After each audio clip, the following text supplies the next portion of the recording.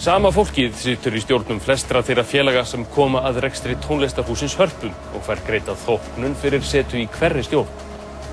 8 félög koma að rekstri Hörpu.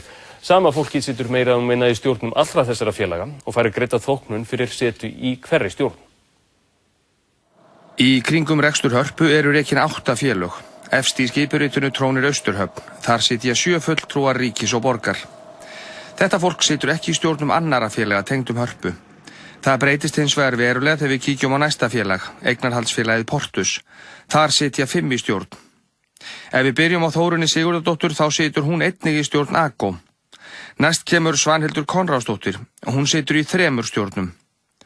Þá kemur Haraldur Flósi Tryggvason. Hann situr í 4 stjórnum. Loks kemur Björn L. Bergsson. Hann situr í 5 stjórnum. Og svo kemur rúsínan í pilsuendarum sjálfur stjórnarformaðurinn Pétur J. Eiríksson. Hann situr í 6 stjórnum. Portus, AGO, Totus, Situs, Hospes og Kustos. Og hann stjórnarformaður í 5 af þessum stjórnum. Katrín Jakobsdóttir menntamálaráðherra segir að ákveðið hafi verið á sínum tíma að láta sama fólkið sitja í mörgum stjórnum til að einfalda málin og einbeita sér að því að ljúka byggingunni. Þetta sé skipulag sem einkaaðilar hafi lagt upp með en legið hafi fyrir þegar ríki og borg tóku við rekstrinum að þessu yrði að breyta. Enda fylgir þessu mikill aukakostnaður. Það hefur auðvitað verið greitt fyrir þóknun í hverri stjórn, já.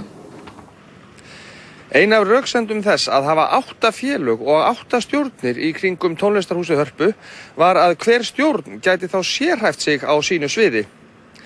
Það liggur því beinast við að álykta sem svo að sumir stjórnarmanna hafi sérhæft sig í mjög mörgu þegar kemur að Hörpu.